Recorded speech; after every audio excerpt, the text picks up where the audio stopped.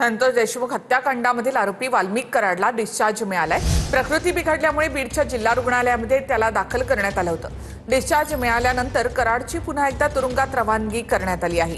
कराडला sugar बीपीसह ॲपनियाने त्रस्त असल्याची देखील माहिती आहे। बीड जिल्ह्यातील मस्साजोगचे सरपंच संतोष देशमुख हत्या प्रकरणात अटकेत असलेल्या वाल्मिक कराडची प्रकृती बिघडली होती। अस्वस्थ वाटू लागल्यानं कराडला पोलीस बंदोबस्तात रुग्णालयात दाखल करण्यात आलं। जिल्हा रुग्णालयातील डॉक्टरांकडून कराडची तपासणीही करण्यात आली। त्याला एक सलाईन लावण्यात आली, सिटी स्कॅन करण्यात आलं। त्यानंतर त्याला डिस्चार्जही देण्यात आला।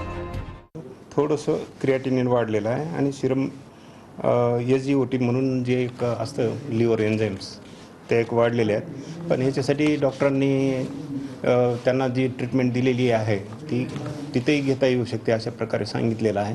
तपासण्यामध्ये रिपोर्ट नॉर्मल आल्यामुळं आणि एवढा काही गंभीर आजार नसल्यामुळं त्यांना औषधोपचार देऊन परत पाठवण्यात आले। संतोष देशमुख हत्या प्रकरणामध्ये वाल्मिक कराड तुरुंगात आहे।